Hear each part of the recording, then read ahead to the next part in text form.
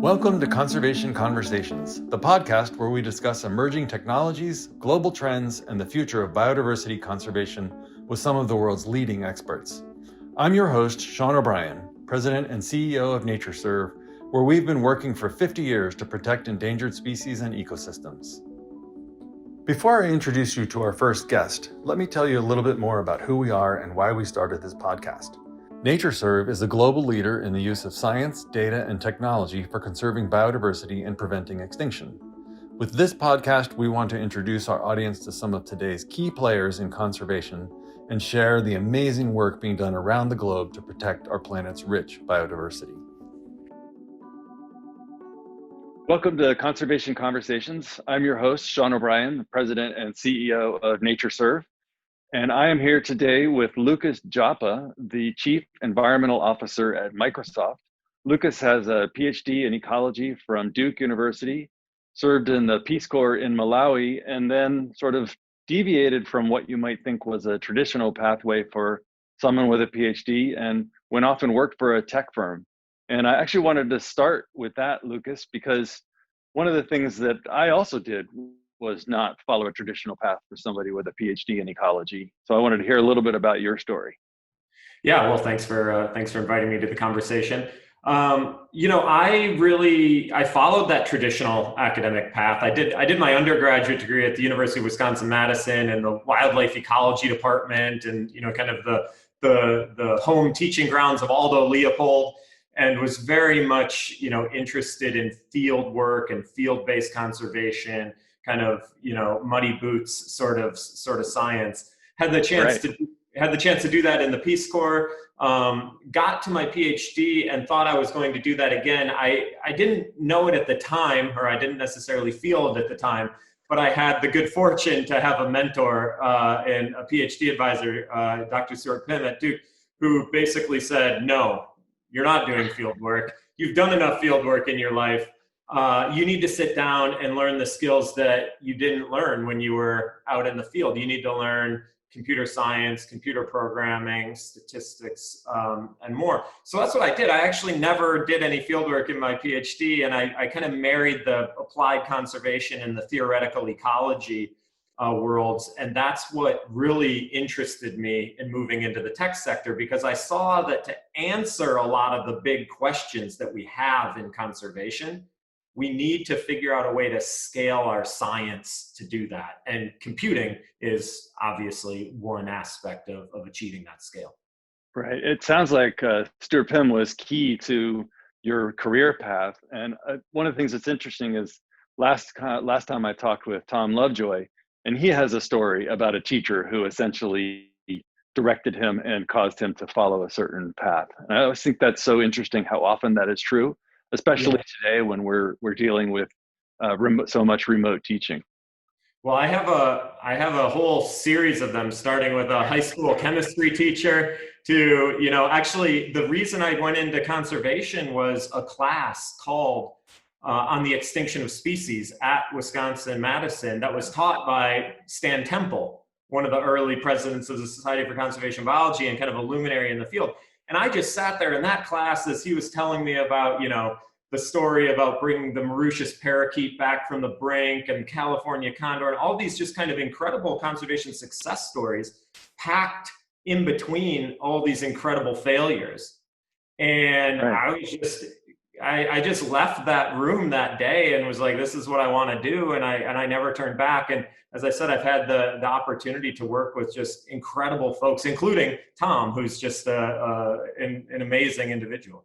Absolutely. It's so interesting to hear you talking about field work too. I did a lot of field work in graduate school, but then when I started my postdoc at Princeton, that sort of went away, and I started getting involved in more the policy side of the conservation field. And so similar to you, Steve Hubble was my professor at Princeton.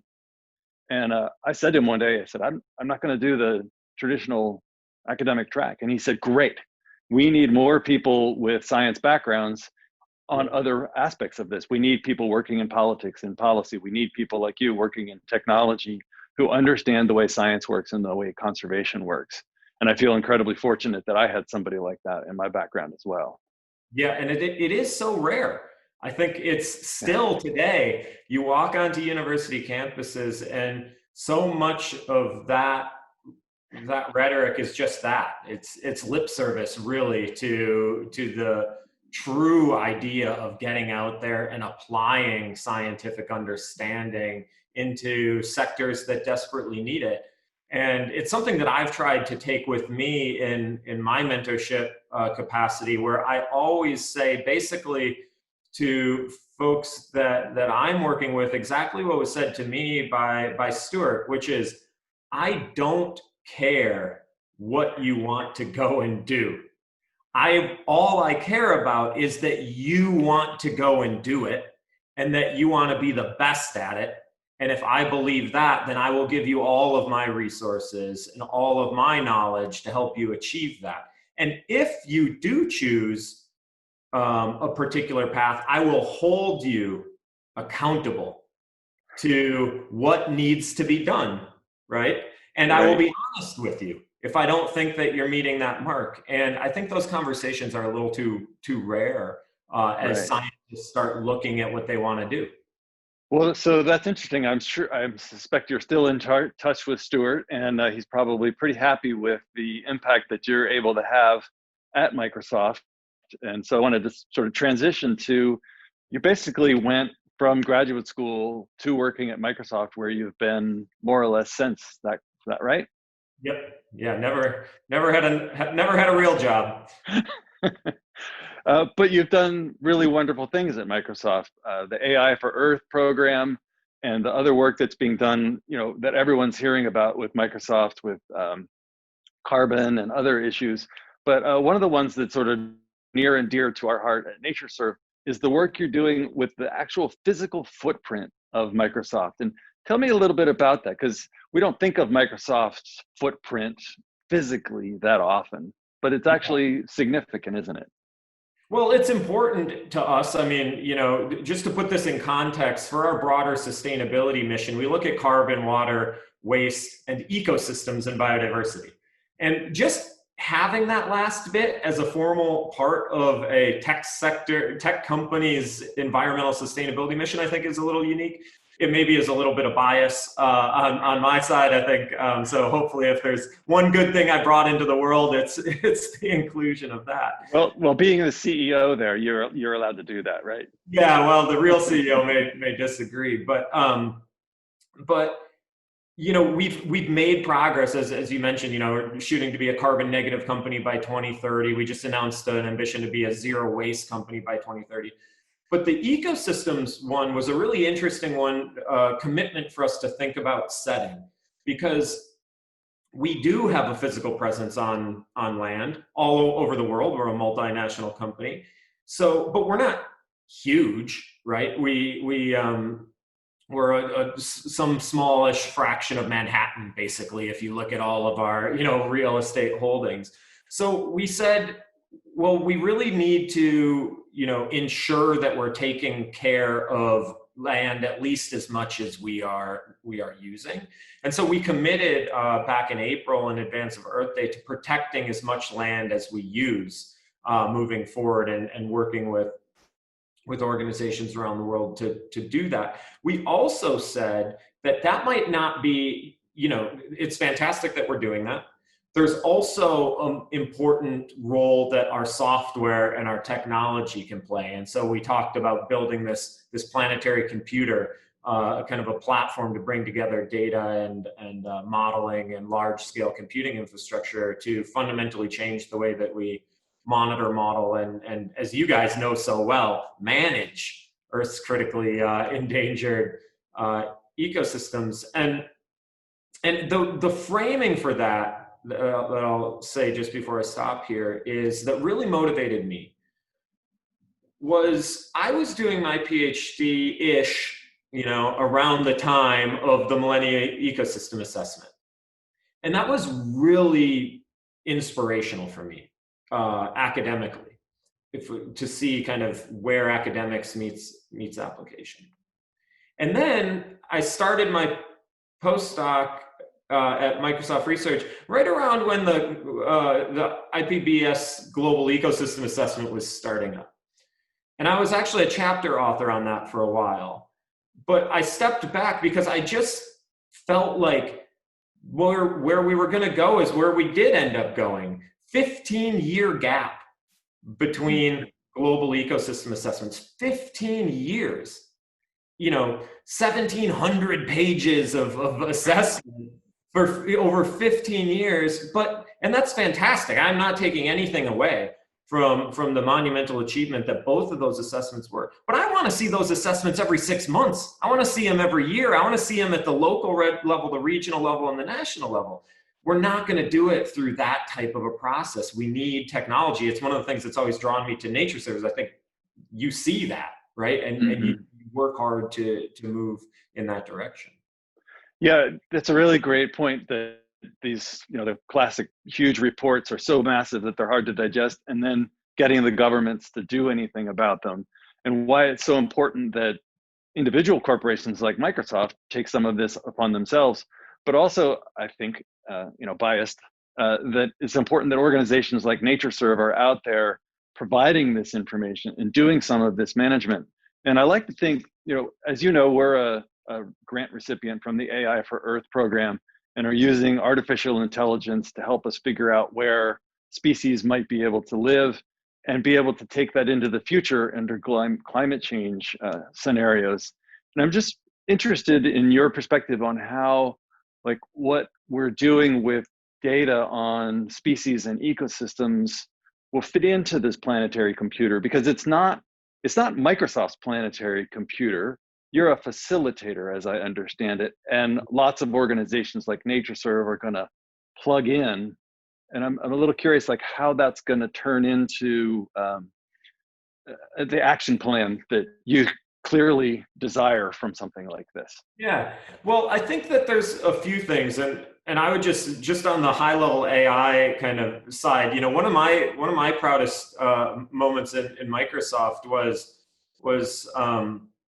a few years ago. I had the opportunity to get on the main stage at the Esri user conference and talk about artificial intelligence and AI for Earth. That wasn't my proudest moment, though, or one of my proudest moments. It was actually a year later. I can't remember if it was 1 or 2 years later, actually, that NatureServe was on that stage, and I was in the audience and watching your folks present actual artificial intelligence applied to species data to forecast where species distributions to inform land plant conservation planning in partnership with Esri and with AI for Earth, sure, but seeing an organization like yours do all of that work at a national scale was just incredible to see. I'd been up on that stage just kind of talking, a few years before, talking about the potential.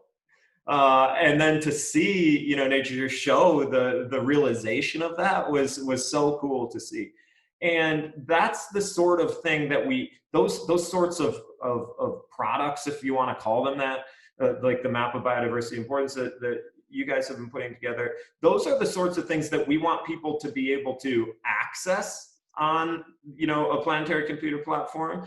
It's also a platform that we want people to be able to build those sorts of products on top. And so it's really about trying to close this contributor consumer gap.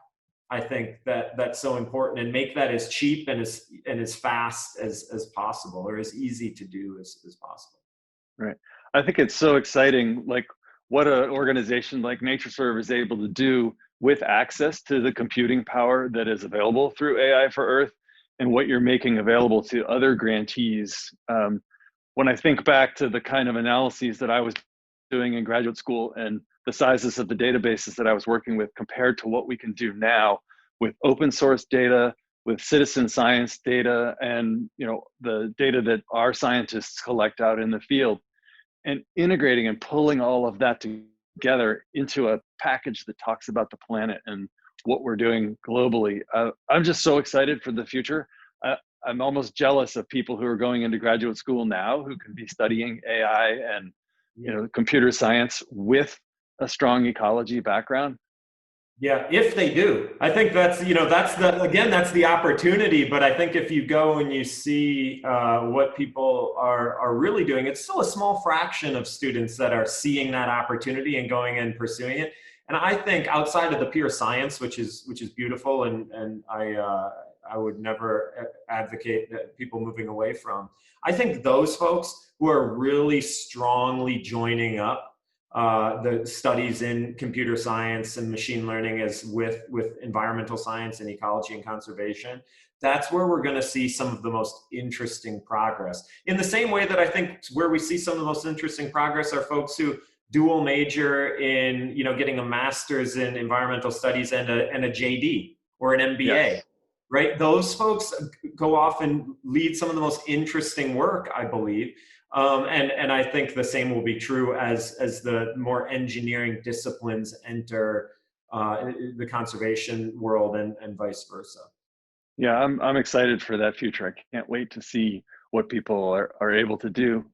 So Lucas, as we wrap up here, I just wanted to see, like, you guys are doing a lot as a corporation. What do you wish for, the world and, like, for your children will happen with commitments to saving biodiversity? One of the things that is hard to measure is the negative, and so proving extinctions and thinking about maintenance of biodiversity on the planet is one of the things that I think about a lot. But I'm just curious, what, from your perspective, not necessarily from Microsoft's perspective, but Lucas Joppa, what is your goal for the future? Well, I set my goal pretty modestly, I guess, for me as an individual. And people ask me what I want to achieve, and I say this, and it is simple. I just want there to be more species on Earth when I die than there would have been had I never lived, right? And that would be a weird thing to say if species weren't going extinct, because I'd have to be some mad scientist in a lab, accelerating evolution, basically. Right. And so, but what I mean is I want fewer species to have gone extinct because I lived than if I hadn't. And I want every organization to think that way. And if we did think that way, the problem wouldn't seem so big, right? Yeah. It seems incredibly huge if you put the world's problems on your shoulders. But if you kind of break it down and say, man, I'd love to solve the world's problems, but I'm just one person. If there could just be one more species on Earth when I die, than if I hadn't lived, that I would take that, And if everybody in every organization kind of took that perspective, I think we'd be in a much better place. And I think our problems would seem so much smaller than they actually are. Well, you can imagine, coming from NatureServe, where we talk about preventing extinction, that your personal goal matches up with our organizational goal and my personal goal as well. The idea that we can reduce the rate of extinction in the Anthropocene is daunting, but also very exciting for exactly the reasons you were just talking about. So thank you for that, and thank you for your commitment to trying to prevent extinction or reduce the extinction rate. And we look forward to continuing to work with Microsoft and the AI for Earth program at NatureServe. And thank you again for all that you do. Well, like I said, thanks for having me on the conversation. Thanks for all the partnership over the past years and moving forward. I think there's a lot of opportunity for technology to accelerate the type of work that you all do in order to expand the scale of your program's impact. So I'm all in. Thanks.